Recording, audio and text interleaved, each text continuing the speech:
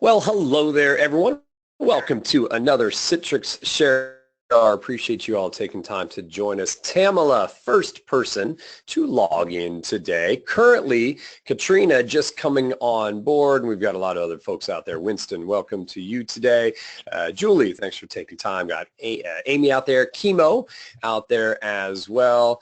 Whole lot of folks out here. Autumn, I see you're coming on board. So welcome to all of you. James Hilliard here, moderator for this presentation. Really happy to be teamed back up with Ramon Ray. He is with Smart Hustle Magazine, editor over there, and we've had an opportunity over the last couple of years to work with each other, have some great conversations. One of the things that we'll be obviously focusing on today is cultivating a productive mobile workforce. Throughout the presentation, you'll hear Ramon really help us define and understand what productive means, because we can get a lot of stuff going on our phones, on our tablets, on our laptops, but are they making us productive? So that's really going to be a focus. I think that's one of the key words here in the title. Cultivating also means a little bit of, kind of practice and thinking about it and training. So we'll definitely get into ideas there as well. But Ramon, the first thing I wanted to ask you before we really dive on in, Ramon's going to share a little more background about himself in a moment, but as I was looking at your presentation, thinking about this event,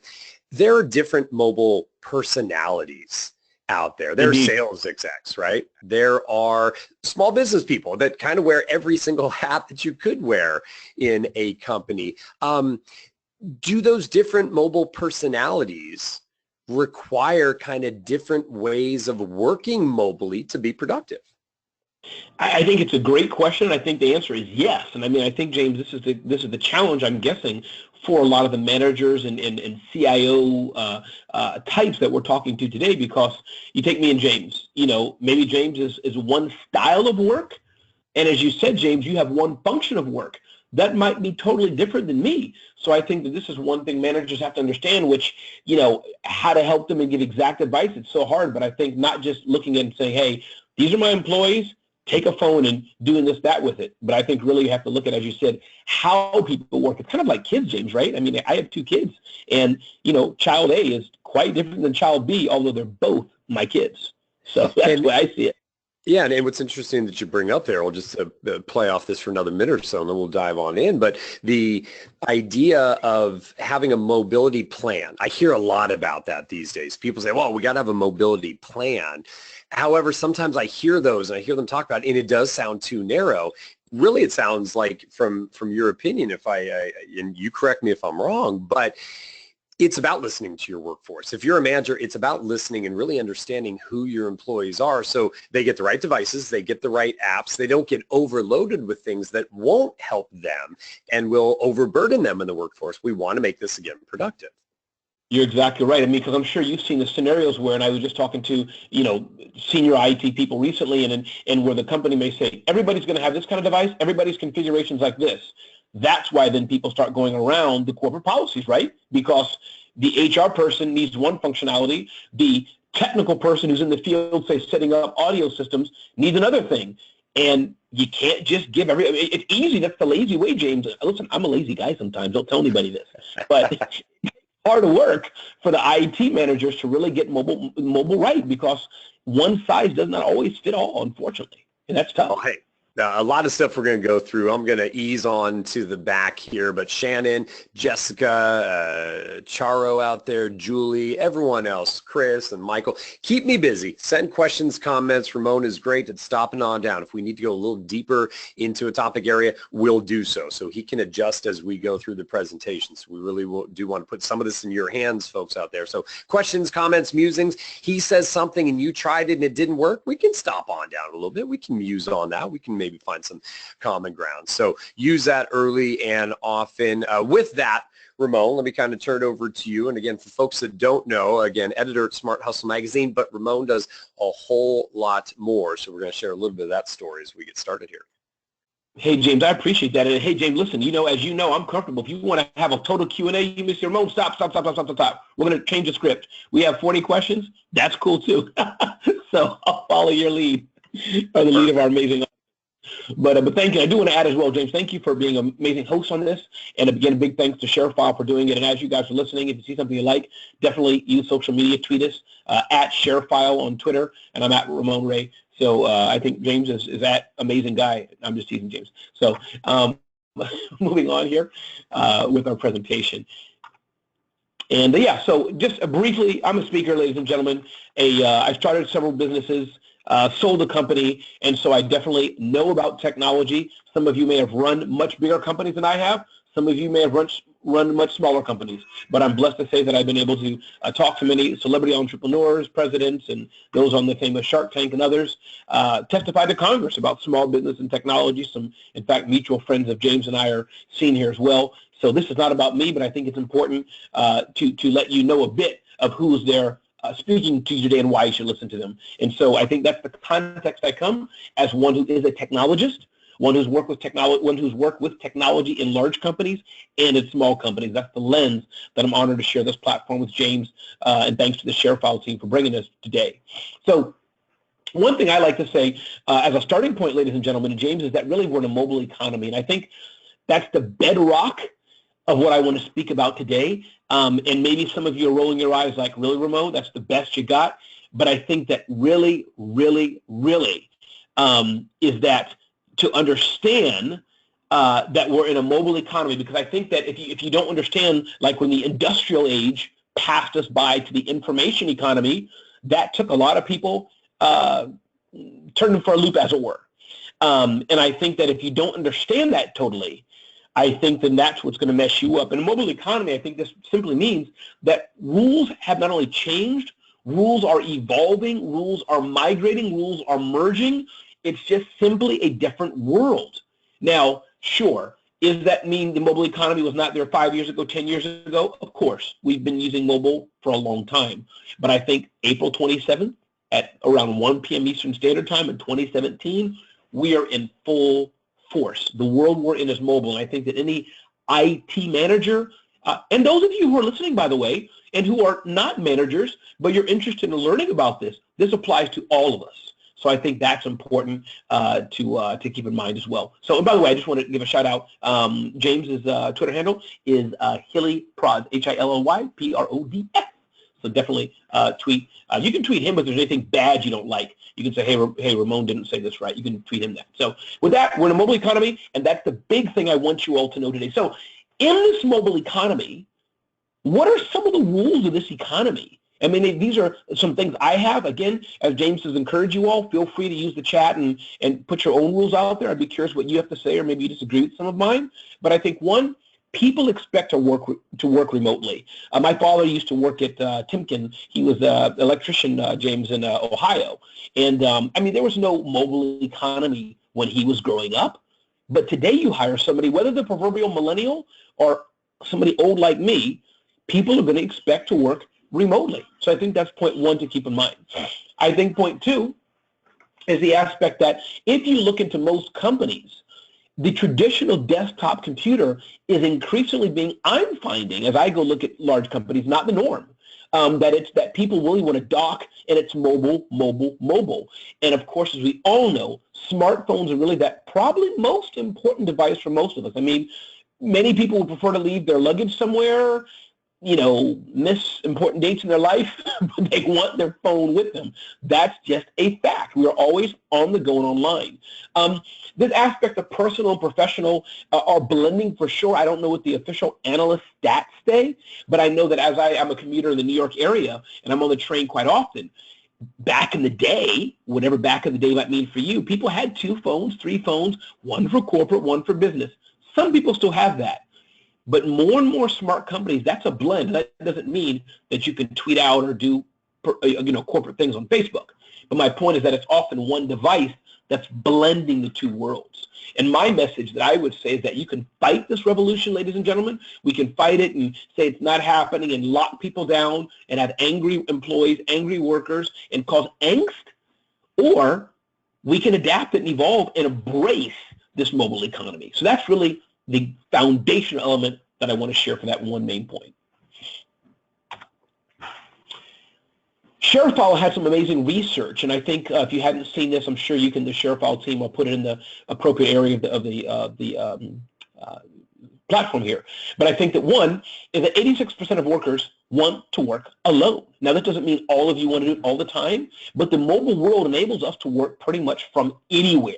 And so whether it's some people may like to work collaboratively sometime, more and more people need that quiet time. Two, 62% of people are faster when they're mobile. You may say, duh, Ramon, I knew that, but this is something to consider because if you want your employees, if you want your contract to work more productively, as James quite eloquently said, cultivating a mobile environment, you're going to have to increase your mobile usage. Strong mobile strategies boost employee work hours. Now, I think the old frame of mindset was, hey, if they're not in the company, they're not working. If they didn't clock in at 9 and go out by 5 and et cetera, they're not working. We know that's not true. The more and more you're able to enable smart employees to do their jobs better, the better off you'll be. And I think the last stat that was pretty interesting is 62% of employees choose home when they can work from some location. They have a choice. They want to work from home. And I don't think they're being lazy at all. It's just home is often a more comfortable environment, and you can take out the distractions from your regular paces of work. So a few points that I'll talk about in this aspect of cultivating a mobile environment that I think are very interesting. And again, some of these things you may know, but I find that oftentimes hearing things repeatedly and hearing things over and over again is a big help to remind us where we need to go. So one, clear mobile policies and policies overall, I think are one of the bedrock most important things you can do as an IT manager or as one helping in this mobile world or as just a professional asking your company, what are the policies? Because regardless of what tools we use, and we know that ShareFile is the best tool to use for file sharing, and et cetera, but regardless of the tool, if you're able to say employees, team, staff, company, here's the guidelines for how our mobile should work in our company. I think the best example of that, it's a weird example, but you know the story of the airline that had some issues. Their CEO today said what? We can cast all kind of blame everywhere here and there, but at the end of the day, we need to amend our policies. And I think, ladies and gentlemen, this is the biggest thing that we can do is, do we have policies that are mobile friendly? Do we have policies that are adaptable for a mobile world? Do we have policies that support our employees who need to be mobile? Because if we don't have that, I would dare say game's over. I think James and I were talking, we were talking earlier, I think everybody heard us, I think it was, about, kind of kids. I have policies for my kids. I can't tell them every situation, but I do have to give my kids guidelines. And two things I say there. One, ensure every employee understands the mobile policies.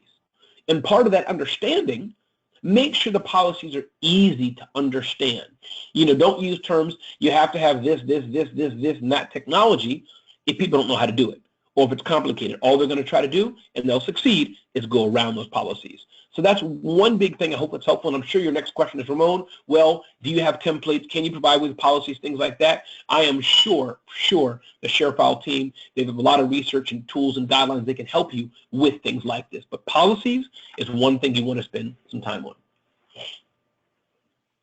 So what are some mobile policies that you might want to consider? And again, this is just a broad area, but those of you who've joined us on these webinars in the past, I'm sure maybe some of this discussion has been there, or you can find some of these things online. I think one is customer data. How is customer data handled?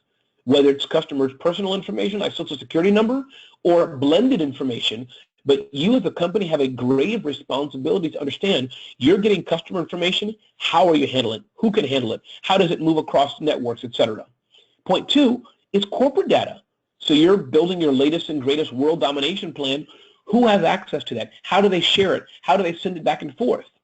What are the security policies for a mobile world? Collaboration. You've just seen the studies from ShareFile. People want to work away from the office, and not just they want to, oftentimes they have to. Some of you might be getting on a plane on a weekly basis. So how can we still collaborate away from the office?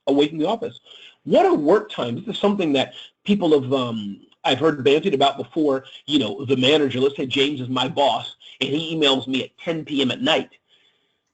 Am I obligated to respond back to James that night? Is it okay to respond back the next morning? Those things need to be worked out. Those things, and some they're not going to be clear rules all the time. Part of that's the corporate culture you have. But I think these are things that need to be understood as part of a mobile policy. And sometimes it's not going to be a policy that's maybe from corporate on high. Some of it might just be between the manager and the person that they're managing. But I think at the end of the day, it's managers and individuals, we have to take responsibility that we are productive. If you're working for a company or you're working for yourself, there's only a few things that matter. Are you serving your customers? Are you building a profitable company and environment? And that's, at the end of the day, that's what a company is. So I think that we as individuals have to take individual responsibility for that to make it work right. And I'll just remind you all, those of you who have questions, comments, chats, things like that, feel free to send it into the questionnaire. We'd love to take them. Things that you have clarification on, comments you have, things maybe that you've done in your work that you can help, that we can all learn from what you're doing. Feel free to please hit us up on that, and I know we'll have a discussion on that. So the other point to keep in mind is employee training. Employee training is so very important. It's very difficult and not unfair. In fact, it's cruel for you to hold somebody accountable for something if you're not training them in how to do it, not training them in what you want. You told somebody to use, hey, when you're sharing files and documents, you want to use it this particular way, using ShareFile, for example. But if you haven't taken the time to help your employees understand how to use it, even though it's easy to use, that's not fair to them. So one, train employees in mobile productivity and policies. And again, both are important. Don't just train employees in the policies. Hey, here's the edict from on high. You have to do this, and this. No. But what about some classes on how to be productive? What about classes how to use their notebook computers better? What about classes on maybe how to use their web browser better? Those could be very helpful to your employees. And keep in mind, as James has started off, every employee is different, not only in the roles they are, but in their use of technology. My wife, she's a very smart person. She's not technologically adept. So you have to understand who the person is. And I said this already, but ensure mobile policies are easy to understand, because complexity breeds confusion. And this is where training comes in. If you're able to train people and help them understand the path and the way to go, things get a lot easier. Ramon, we have to stop here on the training for a second, because especially with mobile policies, I have been around teams, I've worked with teams, someone new gets onboarded, here is the policy, it is never spoken of again. So wow.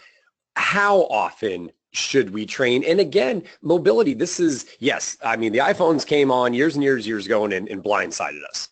We got used to it. We figured things out now. You're right, mobile first world, but there is still constant change. Do you have some guidelines, some best practices maybe you've observed from top teams out there where they've done some type of ongoing training, or they've done some group training, or they give their own employees, I'll share a thought after this, but you tell me, what have you seen on to continue to engage and train?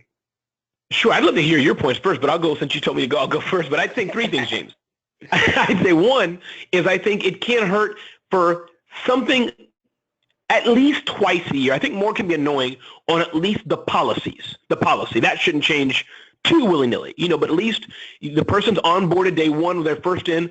6 months later, James, I'd say, give or take, they should be refreshed in just the overall corporate policies. Remember, if you're dealing with credit card numbers, they can only be done this way. That's one. I think regarding productivity and other things, here's a few things I'd say.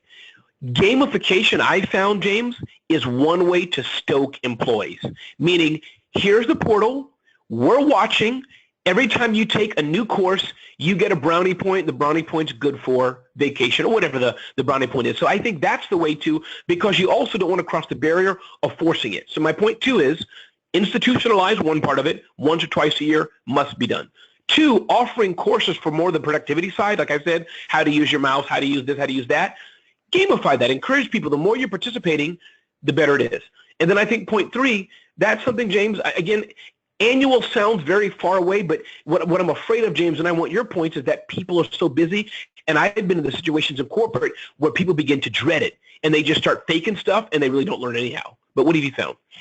So one thing I've seen, kind of to the gamification, but it's allowing the employees roll out a new mobile app, let's say, as employees use the app and they come across some feature that has helped them, they can then do a little video that's posted, right? They can record right on their phone. They can do something, but they share, hey, in using this new sales app, I found if you do this, this, and this, it merges all that data together, right? And then they post that either on an intranet, they somehow share it internally, and they're recognized for adding those tips. All of a sudden, then that team has a great frequently asked questions type of doc or portal or page that the new employees don't have to do stuffy corporate training, but now they're learning from their teammates. And what they, this one company in particular, they learn to trust each other. They realize, oh, wait, Ramon has done a bunch of these little videos. He's the go-to guy. Ramon feels empowered. He feels some ownership with the company. So that was an example that I've seen there on training ongoing, and really doesn't feel like corporate training, yet it is. James, I think that is brilliant. You all hearing this? This deserves a tweet. I mean, the Twitter handles at ShareFile for sure, at ShareFile. If you hear something you like, at Ramon Ray, at Hilly Prods, HILLYPRODS. But definitely, James, that is powerful. And I think you'll find that there's some people like us, extroverts, we'll probably do that all day long, man. You know, we can share and help other people. I love it. So going on, so team and individual communication. I think we know this. It's essential. Some of you may say, Ramon, do you really have to say it? Yes, because I think part of this mobile world, one thing you don't want to breed is isolation. So I often say, most people are in some sort of team. They have a manager of some sort. Connect with your team as a group. That's something that's important, especially as the manager. But that it's important to purposely connect with your individual team member. And I say do this not just on the occasion of the project, not just because James is my manager. Hey, Ramon, come into the virtual office here. Let's do a virtual call, and I want to talk to you about X, Y, Z. No, but just James scheduling something with me to say, hey, dude, or hey, Mr. Ray, or you can come whenever you want, James. Hey, guy, whatever. How are you doing, Ramon? How's your family? So I want to remind especially the managers on this webinar, but also those of you who are employees and those of you who are knowledge workers. If you're going to be mobile, if you're going to be in this mobile economy and collaborating, you have to do it as a team and make sure that you build relationships for the projects, but that's easy because you have to do it. But beyond the projects, as humans, as individuals, and that's so important. And nothing beats face-to-face communication. And so I definitely encourage the more you could use video and things of this nature, especially for those who can't really travel, definitely I encourage you to do it. But face-to-face communication, a handshake, a hug, whatever it is so important. Other thing that's important, I think, here is the hiring process, especially as we're in a mobile world. In the quote-unquote industrial revolution, back in the day, you hire, and again, let me pause 1 second and say, there is still a great need of jobs for people who are in a cubicle, people who are maybe in a call center, people who are doing other jobs. So kudos to all of you. We all have a role to play in society. I just want to echo that. Everybody can't be in an airplane or sitting at home traveling, but I'm talking about those who are mobile. So I just wanted to give my hats off to you all. So hire for character, train for skill. Here's what I mean. Back in the day when you would hire somebody, you see them in the office, their character's not so good, that maybe they're not doing something so well, or they steal the proverbial pack of pencils from the office. You give them a warning, you fire them, whatever. It was a little easier. But in today's mobile economy, where that employee you just hired is flying to your client, that contractor you just hired, they're leading a meeting, sight unseen.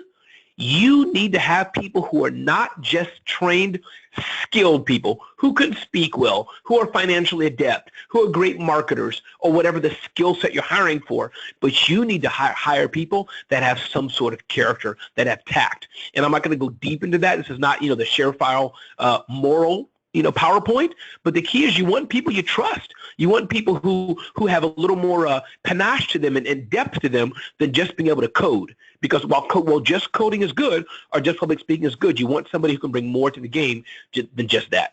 And I want to bring something in from Julie out in our audience. And Julie had a little more of a different question. So Julie, we'll get to that a little later on. But what I noticed in her commentary here is that she has a remote customer service team and a traditional team in the office. During this hiring period, is this a good opportunity for Julie and others of the world to kind of get a gauge on the employee? Are they comfortable working remotely? Have they worked remotely before? Are they a self-starter, or are they someone that, feeds off of a group environment? Are those questions that we would want to be asking and trying to dive into to really determine, well, is this person going to succeed as a remote worker, or would they better be in our desk office environment? James, I'm going to add that to my PowerPoint. That is smart. Julie, thank you so much. Thank you, Julie. So James, yes. And James, I made a mistake like that. I hired one young lady to work for me, do some work for me, and it was a remote job. Now, I knew her. She was in my community, so I knew her. But James, guess what? After a month, she couldn't take it because she said, Ramon, I need to be around people. I feel alone. And also, since she wasn't a self-starter, she missed coming into work, as it were, into a building and seeing people. So I think Julie's spot on. But what do you think, James? Any more add to that? It is just one of those things. I mean, I fell into having to be a remote worker 14 years ago. Tell you what, never want to go back into a traditional office on a regular basis. But when I'm able to go out and work with some teams and record some podcasts at a trade show, or, host some things, it's great. I love seeing those people, the interactions. I get a lot of it on these type of events as well. But yeah, to your point of, the people to people, the face to face, the true warm handshake hug, those are all important. But I think it isn't, because there are some people that just, it's not in their, my brother and I are complete opposites. He could not work remotely. That's just not his thing. He needs to be around people. He needs a little more direction. That's, just where he is. And I have to be a little bit different. So I just think it's important in that training process, because if you throw someone into the wrong environment, they're not succeeding. If they're not succeeding, that's hurting them. It's hurting the company. So you want to get them in the right place. That's my thought. I love it. And you're right. And I want to just underline something that both James and I'm sure James will agree, is that we're not saying this is bad or good or anything like this.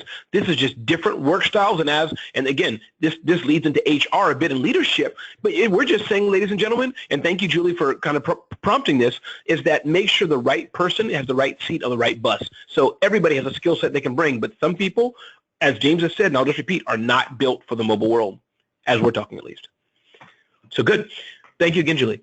So manage results and expectations, not time. This is something I think that's important as well. And I'm not saying this is in stone. Some situations you need to measure time and all this if you're doing billable hours and all that. I get it.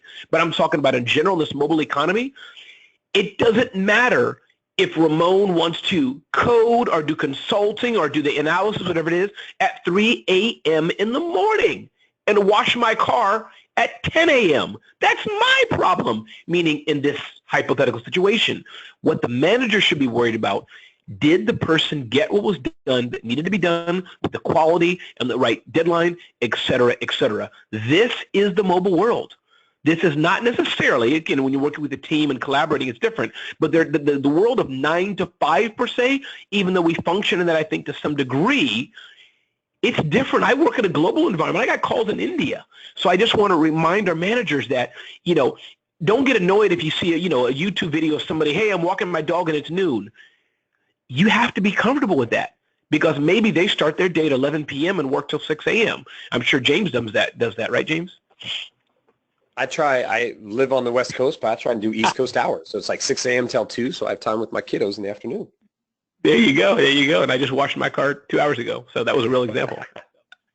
Excellent. And again, keep the questions coming. I love them. So I'm moving here now, transitioning. The earlier part we talked about, ladies and gentlemen, was kind of some high-level best practices that I found and researched on this mobile economy for managers. Now what I want to transition into is some clear, more concrete tips and things like this to help all of us, whether you're a manager or not, in this mobile environment. But as I said, I love it. If you have questions, comments, we'll let that flow. That takes priority of everything I want to say.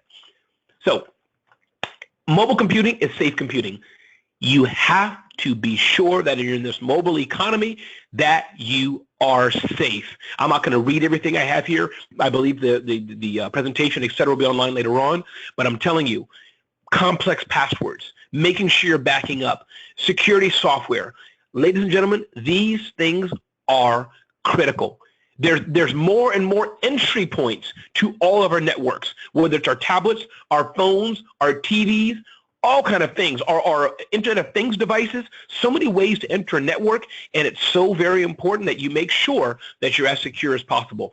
Two-factor authentication is something that's getting more and more popular. It's a slight pain, and for those who don't know what it is, in essence, this means if you log on to your average popular email service, oftentimes whatever email service or whatever you're logging into, they will send you a text or something to your phone. So two-factor means it takes two authentications to get in. So it's like somebody opening the door and seeing Ramon's face, and then Ramon also has to give a code. That's kind of what two-factor authentication is like. And most of the popular tools and services and et cetera, that can be enabled and activated. So it just makes things much more secure, more difficult for hackers, but you get a much more secure environment. Investing in the right hardware. And again, I'm not going to do a whole, PC magazine or something, deep dive. It's impossible. But the hardware you have, ladies and gentlemen, will affect your mobile experience. I have tons of hardware solutions around me. I'm a geek like that. But I'm telling you, the biggest thing I can say is you want to pick the technology solution that's best for you. Whether you're this type of person, that type of person, PC, Droid, all these different platforms we have, to some degree it matters. But really you want to know what works best for me. Touchscreen or not. Touchscreens are cool. It might not be for you. Do you need a tablet or do you need a notebook? Or many hardware devices are coming out blending the tablet and notebook. You can see me using one there. What about processing power? You might be nice to get a very small, light, thin computer, but if you're doing something that's graphics intensive, that's processor intensive, you might need more power. And please, those of you who think it's cool to have computers that are like 5 years old, 10 years old, 20 years old, that's not cool. So I recommend that on an annual basis. I think corporate speak, James, it may still be 3 to 5 years. I'm not sure what the analysts say, but I'd say, man, consider at least. I'm not saying you have to buy it, but you should look at technology every year, every 2 years, because it gets smaller, better, and faster. Let me throw in a question here on that Jeffrey has, and I agree. Always looking. Corporate still, I work with a lot of them, as you know, Ramon. They're still saying a 3-year refresh cycle. That's typically what they work on. But Jeffrey then asking this, well, what do you think in terms of hardware? What about employees choosing their own and making those choices and working on their own hardware? I love it. I think you have to do it. I think that, again, that goes back to policies. It's not easy, and that goes, I guess, bring your own device, BYOD, as it's commonly referred to. But, Jeffrey, I like it. And I think that if they do it, what I would say is a few things that I've seen, and there's not one that works. Some companies I've seen have given their employees a $1,500, $2,000 line of credit. I mean, like a allotment, as it were, money, cash, whatever it is, every year, and said, hey, you can buy whatever you want every year or maybe every X years, whatever you want up to X dollars. That's one option. Sometimes I know other companies I've worked with, say for notebook computers, these are your 3 options. The big power one, very light one, or whatever it is. So they give employees some options. And then other ones really say you really don't have many options. So I think it's great. Jeffrey, thank you for that input. But I think it's a must, especially if you want to, especially get younger employees. They may not want brand X. They may want brand Y. Another thing I think is important is testing. This is more so, I think, for the managers that are doing it, but I know oftentimes it's easy to be sold a certain technology. It's easy to be sold certain software, hardware, whatever it is. Instead of rolling it out to all 550 or 7 employees, I recommend you test it first. Test it in different environments, especially the bigger deployment. And again, I'm not going to go deep into this. I'm just giving you little nuggets that will hopefully be the proverbial food for thought. But you want to test solutions before you roll them out, because I've had things before, had a brand new computer, you opened it up and realized it didn't work the way you thought, it didn't connect to the network the way you thought, or I just didn't like the keyboard and my productivity was lessened. So it's good to test before you use things in full. Investing in the right software is important as well. The hardware, ladies and gentlemen, the external, the plastic and metal, that's only part of it. But the real power is what's inside. So do your employees have the right apps, the right software they need to be productive in today's world? What about integration between apps? You have app A, can it talk to app B? You'll be more productive if your staff don't have to type things and type things and duplicate it. And then there's, of course, task apps. You have things like Asana and TripIt and all these kind of tools like this that do all kind of single task things. And this goes back to education. Learn to use your software or apps. This is important.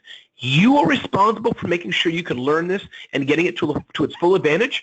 But also as a manager, make sure you train your employees how to do this, whether it's formal training, which you can do, or guess what? Just going to the help menu.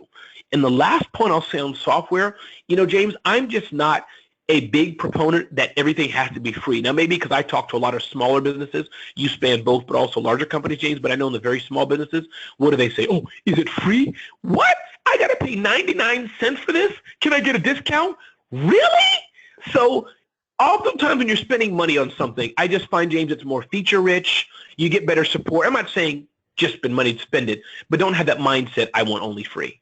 Sometimes you get what you pay for. And in some apps out there do stink that are free, or they're full of ads or other things. So it just slows down. Then it's not productive. Then you're constantly closing out of ad screens or things like that. I couldn't agree more. And if it's really going to help with the productivity, it's worth a couple bucks here and there. I don't know any apps that, really cost over a handful of dollars that have not panned out for me that have been worth that small expenditure of money. Absolutely. And it's funny, I do a lot of video, James, as you know, on Facebook and Twitter, and there's one app I use that's $19 a month. For an app, it's pretty expensive. It's more than an app. It's a service. But it's funny. Ramon, how do you do those cool videos? Oh, I use this software tool. It's $19 a month. Oh. So, hey, that's, if you want to have that kind of what I do, pay for it. So, leveraging online software, I bet, James, that most people on this call know online software and use it. But I'm echoing it, ladies and gentlemen, because I'm sure there's some people here who still have software installed on your desktop-bound computers and servers. Now, that's okay if it has to be done, if you have made a conscientious decision to do it. But I'm just encouraging you to echo and underline, the more you're in a cloud environment, the more you're in an online environment, the much more productive and better you can be. Because the device is garbage. You can throw that thing away. But it's what's online is better. I mean, when we were sharing files for this, we use ShareFile. Do you think I was worried about my computer? No. It's all saved in the cloud securely with ShareFile. So cloud software is a must. Seamless communication and collaboration is great when you're using the cloud. And remember, when you're saving your stuff in the cloud online, it's automatically backed up. So I'm not saying you don't have to worry about it. I'm not one of these people saying set it and forget it. But I am saying there's a heightened sense of security because it's already in the cloud. Upgrades. You don't have to worry about, we're sending you the CD in the mail. Please install your software. And, of course, security is built in. The online vendors, whether it's Citrix or anybody else, they have a vested interest to be as secure, more secure than you, because they have all our data that they have to keep. So these are some reasons just to enforce that, and I think I'll keep enforcing it. Leverage the power of online software.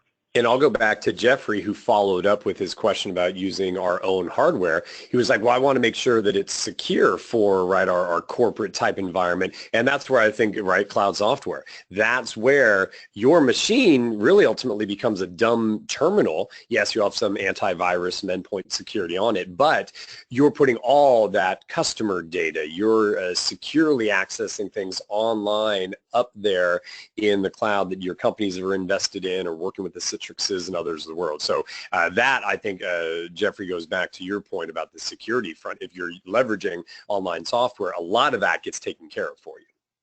Absolutely. No, and thank you, Jeffrey, for that. You're right. And don't forget also the hardware. Let's say that. I mean, there's many of the, you can have biometrics built into some of the keyboards or your notebooks. I know some of the operating systems, they detect your face. So definitely being secure is very important as well. So thank you. And Jeffrey, again, and Julie, thank you very much. And please send in more questions. And I'm not sure, I'm not online who's tweeting, but I'm going to stoke this a bit more. I'm going to send a book, a cool book probably on collaboration, communication or something. I'm going to be looking at the Twitter feeds. So I'm going to be picking somebody who's tweeting, and I'm looking at the ShareFile, at Ramon Ray, at Hillyprods, HILLYPRODS. Somebody's going to get a book. So that's that. That's from me, not from ShareFile. So I want to keep all legal disclosures, James, and I don't want you to fire me or something right on the call here. Okay. Moving on, Wi-Fi, is important, but I encourage you all, sign up with quote-unquote premium Wi-Fi service. My point being, you're at your local coffee shop, and I don't just mean Starbucks. Maybe it's probably a coffee shop. Maybe it's a young entrepreneur, whatever. There's hackers, ladies and gentlemen. Anybody can put an access point up and call it free Wi-Fi. Anybody can do that. Anybody can put an access point up, and I can rename it I Love James. I mean, really. And he's like, oh, wow, let me log in. And then I capture his data. So my point, guys, and I'm sure you're aware of it, but I just want to highlight, Wi-Fi is great. We all need Wi-Fi, but make sure that you're secure. And if you really want to enhance that security, I'd say use your own hotspot. Most phones nowadays, they can be a hotspot. So it's just a lot more secure than I think going through traditional public Wi-Fi. Mobile power is important. And again, these are just tips that I've learned over the years as a mobile road warrior. There's nothing worse than opening your notebook for a client presentation and you're like nowhere where there's power and realizing your notebook is dead. That sucks. So I encourage all of you, if you don't have like a mobile gear kit with your mouse, with clickers and batteries, and sorry for the typo there, and all those things like that, you need to get that done. I've been in situations where I've been jammed, very rarely, but mobility is important, so make sure it's powered. Mobile accessories, I really love it. I mean, you don't have to do it in the comment window, but maybe you can tweet that out. I'd love your thoughts on what mobile accessories you find best. So if you could share that with me just for my own selfish reason to learn. But your mouse, is it comfortable? Do you have display adapters for the tablets or notebooks you're using, HDMI or VGA? What about mobile speakerphones? A small toolkit. I can go on and on and on. But if you're going to be in this mobile economy, I'm just encouraging you, make sure that you're equipped for it. That's what I'm making sure. Luggage matters. That's a picture of me with all kind of crap. But I'm telling you, I've learned, and those of us who travel, having good luggage matters, and I won't go on with that. It's not the most important point of today's discussion, but the gear we have, I found, does matter. A few other best practices, and then again, if you've had questions, that's great. We'll take more. If not, had a great discussion. I'm sure James will have some more. But never assume. Prepare for the worst. I don't print out a lot, but I do find that having my presentation printed, having different things are real important printed. Sometimes it's made the difference because in a jam, when batteries fail, when the notebook screen crashes, you can always refer to your printed documents. So health is important as well. And I know this is more of a technology discussion and best practices for the mobile economy, but as you're mobile, as you're flying around this globe, it's important to take care of your health. You can gain weight and be very unfit by eating junk food on Monday, junk food on Tuesday, getting in a plane on Wednesday, flying 12 hours, eating more junk food. It can be a very unhealthy life. So I encourage you to be as healthy as you can be as you're going along. And I love standing on bench park tables while I'm on bars. So be as productive and secure as you can outside the office as you are inside the office. We've touched on security, but I think it's very, very important. And I'm Ramon, and I will turn it back to you, James. I hope this was important and useful for somebody. Yeah, no, absolutely. We're getting some good comments and questions continuing to come in, so we'll continue the conversation for a couple more minutes here. I just came back from an event I was hosting in Miami. We, after the event, went out for a couple cocktails. One of the conversations was all about healthy little snacks that we pack in our bags and carry with us because, yeah, you get to the little sundry office at the hotels and it's Oreos and Nutter Butters, and I'm good for a cookie. I love my cookies, but that's not going to help me get through that next presentation or what have you. So I know it was it's not tech, but it is important to take care of oneself. Let me share Vicky's tech. She loves her mobile flat arc mouse. Folds flat for storing, currently using a Microsoft Arc is what hers is. So Vicky likes those. I chatted out to everybody, Gridit. Do you know what Gridit is? Do you have a Gridit, Ramon? What is that? I do not know. Do educate, please. All right, so people can just go Amazon or anywhere else online. I found this a handful of years ago. It is flat. Mine is about 8 inches. It's almost like 8 by 11, almost like a piece of binder paper. But it's got all sorts of these flat little bungee ribbons. And so I can put mice, I can put my HDMI cables, I can put my clicker. It's all organized on this flat little board. It's got a pocket in the back for like the little flashcards and all that. It keeps everything organized, so I just slide it right into my suitcase. If people are looking at my suitcase at the airport, you pull it right out. Here's all my cables. They see it. It goes right back in and you're gone. So great little investment that I made years ago when I started getting on the road has paid dividends for like 10 or 15 bucks. So Gridded is one of my favorite non-tech tech uses out there. Love it. I love it. That is powerful, James. I now that I recall, I've heard of things like that, but I Gridded. I may check it and buy it for myself instead of having a tangle of wires as I move through God's green earth. Absolutely. Let's get into a couple other questions here. Let me come back to Julie. Again, we keyed off of Julie on that customer service team, and we talked a little bit about hiring for the right people to be either remote or not. But to Julie's question here, in kind of a scenario that ran into place, they occasionally service remote access may go out. You might have someone working from home and their internet service goes out. You might have someone on the road and they can't get that hotspot. Is it important to have policies in place that say if you're working at home, Ramon, and your internet access goes off, you do not get a free half day of work. You need to come into the office, or you need to find a Starbucks, or you need to, is that something helpful? Is that something you've seen teams put in place? I think it's interesting, and I think that, wow, that's difficult, James. What I would say is a few things. I think, one, it depends on the role. If it's a mission-critical role, then, yeah, you need to get your butt over to a local coffee shop, somewhere else to have a backup plan. I think that, yes, to prevent abuse, definitely you got to do some of the work, get something done, let a manager know, being proof, just like we do when we're sick, don't we? There's policy that if you're sick, we believe you. Just bring your doctor's note, especially if it goes over a certain amount of time. But I think best, James, especially for a smaller company, can we somehow blend that with trust? If they say it once a year, no problem. But if like every Friday at 2 p.m. my internet went out, that's a problem. Absolutely. I hear you. Let me give you a tip here, Ramon. This is going back to the idea, folks, I shared of individuals, coworkers sharing with each other. Ramon, type 28 enter on your screen right now. On your keyboard. What's that again? Say it again? So just type in 28, and then hit enter. Okay. Oh. Okay, we're right back to that back slide there. So anytime you know the numbers, you can just jump around without up and down arrow. You can just slide around and go to webinar by knowing the number of your slides. Little tip from me to you. It's legit, man. Thank you. You like that one?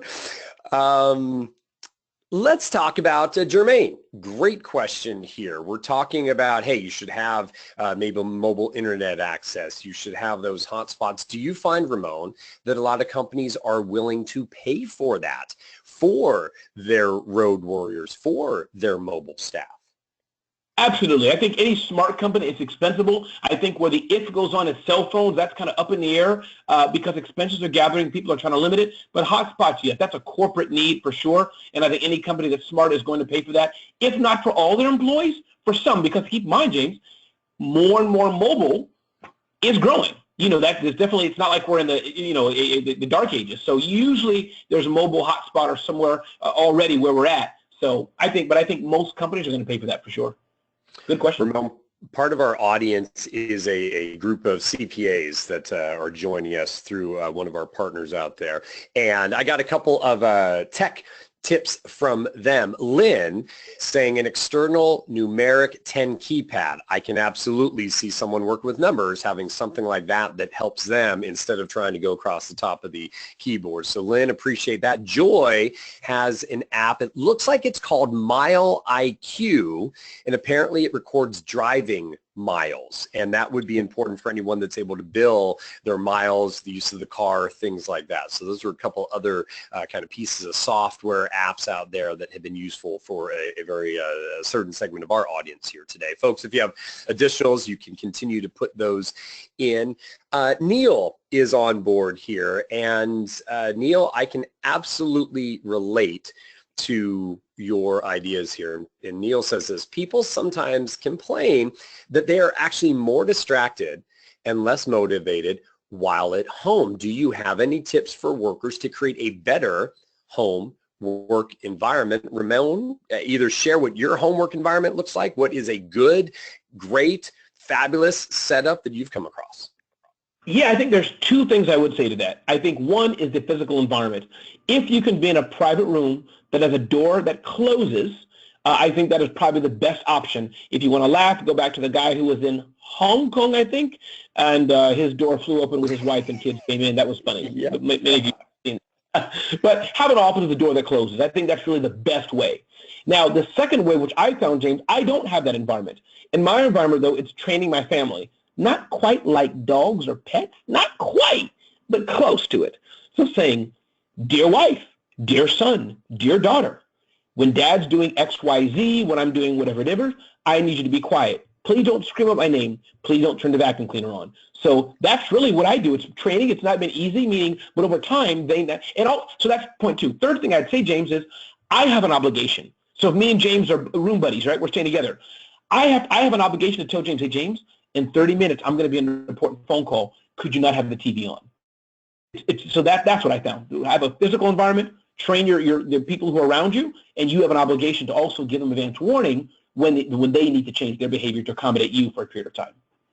I had that closed door environment at my house. My wife and I then thought, we don't have enough chaos here. We need a third child. So Aiden got my office, and now I do have more of a shared environment, and I do that exactly with my kids. I tell them, what's going on. I try and sneak into one of their rooms then if I need to close the door, but they also know if I'm editing audio, video, anything like that, they see headphones on, we don't bother Dad. And unless there's blood or fire or something like that. And so that does help. Let me share one other thing if I could here. I don't want to take a lot of the time away from you, Ramon. But Neil, I have this. I said I related. When I started working remotely 14 years ago, I got rid of all my ties. I did not have a whole lot of collar shirts anymore. I was jeans and t-shirt. I was shorts. I was pajamas. I didn't care what I was wearing. And that had an impact on me. I wasn't doing my best work when I was wearing my weekend grubbies.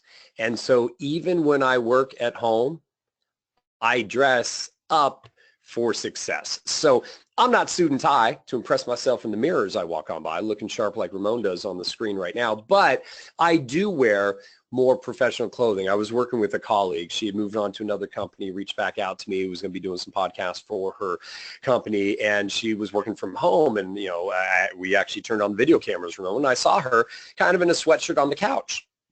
Right. And she was talking about doing a whole lot more from home, and I just shared that with her, and she said, sometimes I don't feel so motivated. So dressing the part has really worked for me while at home, Neil. Don't know if that'll work for you. Don't know if that's worked for others, but it really did work for me. It made me get into I'm in work mode now. So for what that's worth, I share it. James, I want to ask you a question, if I may. Have you ever had, going back to the work environment, like when you say, okay, kids, don't disturb Dad, don't talk to me, do they ever shove a note in your face and say, I didn't talk to him, I'm just trying to wave this piece of paper, and then it's distracting and you lose your train of thought? Has that ever happened to you? I know it's happened to me more than once. Like, Dad, we didn't cap you. We didn't make noise, but they're waving this paper. Can I have chips? Can I have chips, Daddy? So you know what they were doing? They were following the letter of the policy, not the intent of the policy. I love it. That's exactly right. No, and it has happened. But Michelle is joining us. She's on the ShareFile team and is producing this event, produces all these, and has been doing so for a while now. I think she has seen once or twice some of my kids pop on in. And if I'm doing a certain conversation, a planning type of event, that's been no big deal. And if it does happen, I integrate it. We were on a webinar once, and a dog started barking, and the speaker really got flustered. I said, hey, no worries. Go take care of your dog. Let him outside, whatever you need to do. While the guest stepped away, I had the audience type on in, what type of dog do you have? How old? What's its name? He came back, oh, I'm sorry. I'm like, hey, no worries. Here's a list of a bunch of other dogs and this and that. So it was a great kind of, you kind of have to roll with it too. And I think, and maybe you can comment on this, you started at the beginning and you were talking about how really we are mobile first. We're in this mobile world, mobile economy. The rules have changed. I think, and I'd love your thoughts, I think bosses, audiences, I think we're a little more tolerant of an authentic interruption as opposed to one where it shows that we didn't care about our audience and we're just not caring that we're remote. But if something goes on remotely, I think we're a little more forgiving because we all understand the new world we live in. Your thoughts? I find that is so true. I mean, I can remember back in the day when working from, don't you remember the ads? You're a small business. Look like a big company. Don't tell people you're working from home. Now it's a badge of honor. Every corporation, we were talking before the call, oh yeah, I'm working from home. So I think for sure. I mean, culture has changed, and that I think that's very astute of you, James. It's not just technology that has changed the mobile economy, as you said. I think it's also just the overall culture, the environment that we're in, for sure. A lot of good stuff folks shared. Good questions. We appreciate your input into the conversation here. If you want to stay in touch with Ramon, again, at Ramon Ray, you see smarthustle.com. I think I chatted that out earlier, but if I didn't, I will. So stay in touch with him, and really do appreciate all of you hanging out with us. If any additional questions have come in the queue, there are a couple more things in there. If we didn't get to them all, then we will wrap those up in a report, and we'll try and work via email to get you a response or an idea. Hope you got some useful tips out of this. We will send a reminder email to all of you that will tell you where the archive is. Usually that comes out in about 24 hours or so once Michelle and team have been able to work that up and get that posted. So look for that. Share that with your colleagues, your managers, with folks that need to know more about cultivating a productive mobile workforce, and share that so they can come back and listen to the On Demand. Ramon, as always, appreciate the time. Folks, we appreciate all of you for taking time to join us here. With that, we will wrap things up and remind you that we do look forward to talking to you all down the road.